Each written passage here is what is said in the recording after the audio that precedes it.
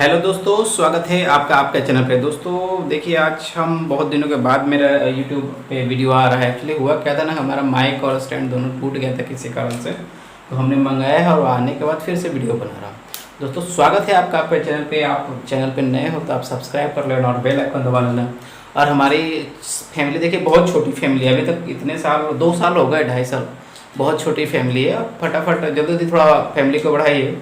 अभी हम लोग 1K के आसपास पहुंचने वाले हैं। जल्दी जल्दी सब्सक्राइब करिए और 1K पहुंचाइए। मैं आपका बहुत सारा क्वेश्चन क्या रहता है, फोकलिफ्ट का मॉडल और ओईएम से रिलेटेड जो है उसके हिसाब से आप वीडियो बनाइए। तो मैंने आज बनाया वोल्टास फोकलिफ्ट का EDX मैक्स जो आता है मॉडल।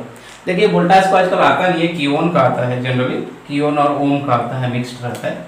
समझ लीजिए कि कियोन का आता है। तो कियोन का जो आपको EDX मैक्स जो आता है ना, कियोन हम लिख देते हैं यहाँ पे, कियोन का EDX मैक्स जो मॉडल आता है ना, उसके बेस पे उसके ऊपर मैंने आज वीडियो बनाया। इसमें कुछ कुछ छोटे मोटे फॉल्ट जो आते हैं उसका सॉल्यूशन क्या है, आप इसमें कंफ्यूज ना हो, इसलिए फटाफट मैं आपको ये 10 पॉइंट मैंने नोट किए। हो सकता है कुछ इसमें बहुत सारे पॉइंट ऐसे छोटे छोटे, इतनी बड़ी मशीन है, इसमें इतने छोटे छोटे बड़े बड़े प्रॉब्लम रहते हैं कि सारे एक वीडियो में कवर नहीं हो सकते। 5-5 10-10 घंटे की वीडियो करें तो भी कुछ ना कुछ पॉइंट छूट जाएगा। तो अब कोशिश करते हैं कि 10 पॉइंट में मैक्सिमम आपको बता दें कि छोटे छोटे प्रॉब्लम को सोल्व कैसे किया जाता है। और कुछ अलग वीडियो में और भी अलग पॉइंट पे डिस्कस करेंगे। दोस्तों वीडियो कोशिश करेंगे छोटी से छोटी हो, ज़्यादा से ज़्यादा जानकारी मिले, क्योंकि मेरी वीडियो जानकारी से रहती है रिलेटेड, नाच गाने और हंसी मजाक से नहीं रहती है। इसलिए मेरी वीडियो थोड़ी लंबी हो जाती है, क्योंकि आपको समझाने की मैं बेहतर तरीके से कोशिश करता हूँ। दोस्तों वीडियो को शुरू करते हैं। क्या होता है, एक फॉल्ट ऐसा भी होता है कि आप इस गाड़ी में रिवर्स हॉर्न लगातार बज रहा है। जैसे आपने गाड़ी ऑन की, रिवर्स हॉर्न चालू, तो इस केस में क्या करें कि आपके रिवर्स हॉर्न के लिए एक रिले लगा रहता है। रिले, वो रिले खराब हो गया हो तो आपका हो सकता है ये रिवर्स हॉर्न कंटिन्यू बज रहा हो। आपको कंट्रोलर के पास एक रिले मिलेगा, वो रिले को आप निकाल के देखें, निकालेगा बंद हो गया तो समझे वो रिले खराब है, रिले रिप्लेस कर दिए। मैं देसी तरीका सिखाऊंगा करने का। मैं पिन नंबर 12 पे जाइए, 16 से 12 नंबर लगेगा, वो उसमें नहीं जाऊंगा, आप परेशान हो रहे हो उस चीज़ों से। ठीक है, उसको रिले को निकालिए और प्रॉब्लम यदि बंद हो गया हो तो रिले में ही प्रॉब्लम है। दूसरा एक केस ये भी हो सकता है रिवर्स फॉरवर्ड स्विच खराब होके रिवर्स में शॉर्ट होगा, तो वो रिले निकालने से ना हुआ तो रिवर्स फॉरवर्ड स्विच को आप चेक कर लो, हो सकता है रिवर्स फॉरवर्ड स्विच में प्रॉब्लम हो। दूसरा क्वेश्चन ये हो सकता है आप लोग का प्रॉब्लम कि रिवर्स ऑन तो बज ही नहीं रहा है। इस केस में 2 चीजें होता है, क्या वो गाड़ी रिवर्स फॉरवर्ड हो रहा है क्या। यदि रिवर्स नहीं हो रहा, वो गाड़ी सिर्फ फॉरवर्ड हो रहा है, इसका मतलब कि रिवर्स फॉरवर्ड स्विच खराब है, इसलिए रिवर्स ऑन नहीं बज रहा है। दूसरा केस ये हो सकता है कि आपका रिवर्स फॉरवर्ड तो हो रहा है लेकिन ये रिवर्स हॉर्न नहीं बज रहा। इसका मतलब ये हो सकता है वो जो रिले है, रिवर्स हॉर्न के लिए एक रिले लगा रहता है, कंट्रोलर के पास रहेगा, वो रिले खराब हो गया हो तो वो नहीं बजेगा। या तो रिले में जो कंट्रोलर से कनेक्शन आता है वो खराब हो गया हो या वायर टूट गया हो उसका, तो हो सकता है वो नहीं बजेगा। रिले में जो कंट्रोलर से कनेक्शन आएगा, एक 13 नंबर से आएगा, एक हमको ढंग से याद नहीं, आप देख लेना मैनुअल, एक 13 नंबर से आएगा, KSI input, sorry quality return input. ठीक है, तो उससे आएगा। तो छोड़ो, उस पर मैं जा रहा हूँ, मैं देसी तरीका होता था। आप रिले चेंज करना तो हो जाएगा, या फिर फॉरवर्ड का स्विच चेक करना तो हो जाएगा। तीसरा आप लोगों को प्रॉब्लम आता है फॉरवर्ड तो हो रहा है, रिवर्स नहीं हो रहा है। फिर इन्हीं चीजों से रिलेटेड ये वाला भी प्रॉब्लम है, लेकिन मैं आपको बता देता हूँ, कुछ लोग कंफ्यूज हो जाते हैं इस चीज में। फॉरवर्ड तो हो रहा है, रिवर्स नहीं हो रहा है, इसका मतलब ये मीनिंग हो सकता है सिर्फ और सिर्फ आपका फॉरवर्ड रिवर्स स्विच खराब है। आप फॉरवर्ड रिवर्स स्विच बदलो, प्रॉब्लम सॉल्व हो जाएगा। चौथा प्रॉब्लम ये हो सकता है फॉरवर्ड रिवर्स कुछ भी नहीं हो रहा है, गाड़ी तो चालू हो रही है, कॉन्ट्रैक्टर भी ऑन हो रहा है, लेकिन फॉरवर्ड रिवर्स नहीं हो रहा है। तो इसका मतलब ये है कि या तो आपका एक्सीलरेटर पॉट खराब है या फिर आपका फॉरवर्ड रिवर्स स्विच खराब है।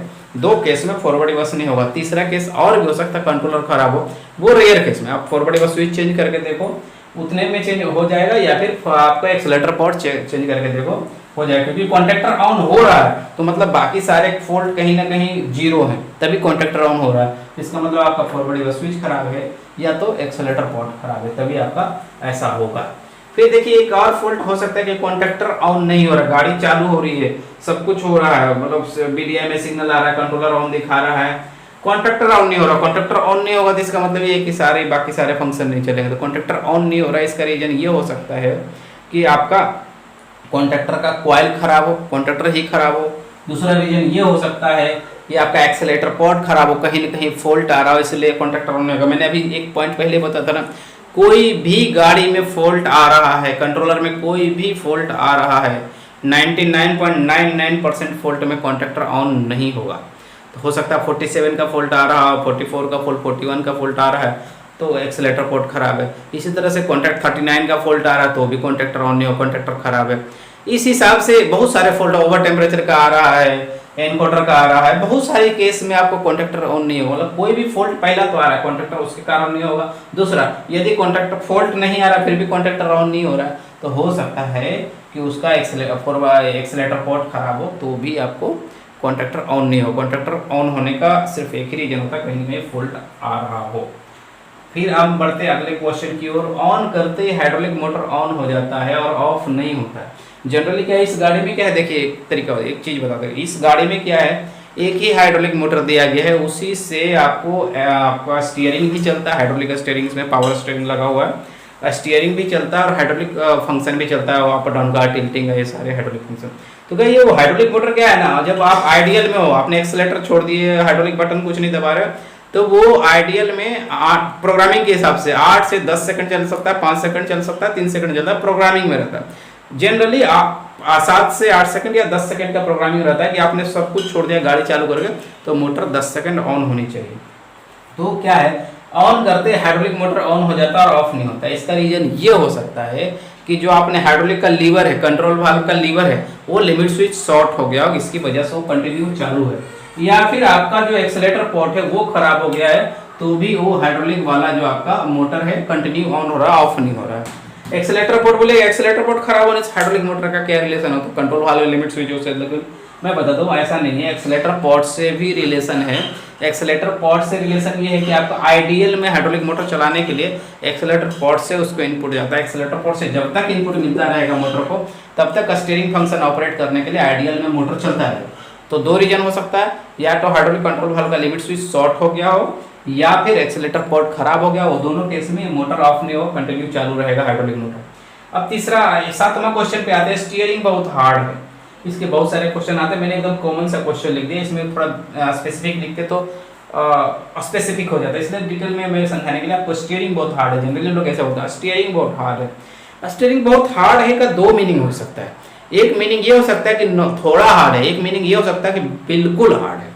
मैं बिल्कुल हार्ड की तरफ पहले चलाऊंगा। बिल्कुल हार्ड का मतलब ये है कि हाइड्रोलिक मोटर बंद है, ये हो सकता है। तो हाइड्रोलिक मोटर बंद है या फिर हाइड्रोलिक वायल आपको स्टीयरिंग को नहीं जा रहा है, दो केस हो सकता है। तो इस केस में 3-4 चीजें मैं बेसिक बताता हूँ।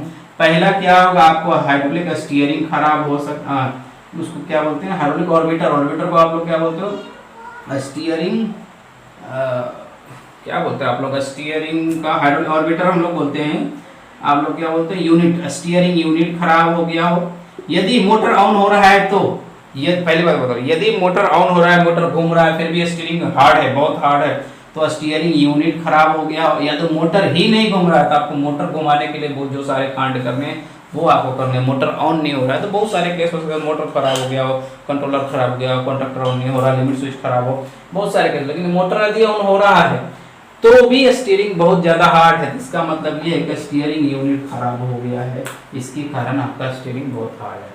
एक और केस आता 47 का फॉल्ट आ रहा है। 47 का फॉल्ट सीधा बता दो, एक्सेलेटर पोर्ट का फॉल्ट है। इसमें एंडरसन का एक्सेलेटर पोर्ट यूज किया गया है, एंडरसन का। तो इसमें कोई भी आपको पोटेंशियोमीटर की सेटिंग ऐसे वैसे नहीं मिलेगी, सीधा आप एक्सेलेटर पोर्ट चेंज करो, एक्सेलेटर पोर्ट चेंज करो और आपका प्रॉब्लम सॉल्व हो जाएगा और कुछ नहीं कर सकते आप 47 का फॉल्ट में। इसमें एंडरसन का एक्सेलेटर, ध्यान रखिएगा।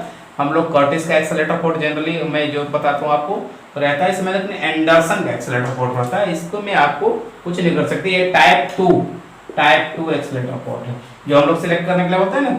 0 to 5 एक्सेलेटर पोर्ट में आप टाइप 3 सेलेक्ट करो, 5 to 0 एक्सेलेटर पोर्ट में टाइप 1 सेलेक्ट करो, लेकिन ये एंडरसन वाला एक्सेलेटर पोर्ट में टाइप 2 सेलेक्ट करना है आपको, तो जाके चलेगा। लेकिन 47 का फॉल्ट आया, सीधा एक्सेलेटर पोर्ट चेंज कर दो, आंख बंद करके सब कुछ सही हो जाएगा। 39 का फॉल्ट आ रहा है, नेक्स्ट में जाते हैं। तो क्या हो रहा है, 39 का फॉल्ट मतलब आपका कॉन्टैक्टर खराब है, कॉन्टैक्टर खराब है। इसमें एक और चीज होता है, जनरली में बोले जाए कॉन्टैक्टर खराब, लेकिन इसमें एक और चीज होता है, कॉन्टैक्टर में आने वाला पावर कहीं न कहीं डैमेज है या डिस्कनेक्टेड है तो भी ऐसा हो सकता है। कॉन्टैक्टर से पहले जो पावर फ्यूज लगा है 150 एम्पियर का वो खराब है, 160 एम्पियर का रहता है, वो खराब हो गया हो तो भी आपको 39 का फॉल्ट आएगा। तो आप देख लेना, हो सकता है कि कॉन्टैक्टर से आगे का फ्यूज खराब हो गया या फिर उसके आगे का जो वायर हो एकदम जल गया किसी कारण से लूज कनेक्शन से, तो भी ये 39 का फॉल्ट आएगा। तो आप देख लेना उसमें कॉन्ट्रैक्टर तक पावर बराबर पहुंच रहा है कि नहीं। कॉन्ट्रैक्टर तक पावर बराबर पहुंच रहा है तो फिर इसका मतलब कॉन्ट्रैक्टर खराब है, या फिर कॉन्ट्रैक्टर का जो टिप है ना कनेक्टर वो खराब हो जाता है तो भी 39 का फॉल्ट आता है। एक 10वां क्वेश्चन मैंने एक बेसिक लिया है कि स्पीड बहुत स्लो है। नॉर्मल स्पीड रहता है तो कोई बोलता नहीं हाँ ठीक है स्पीड तो क्या, स्पीड बहुत स्लो है। इस केस में दो चीज़ होता है, या तो किसी ने प्रोग्रामिंग से स्पीड को स्लो किया है, यदि नहीं स्लो किया है तो की बात बन जाती है। यदि प्रोग्रामिंग से स्पीड किसी ने स्लो किया तो आपको फास्ट करना पड़ेगा।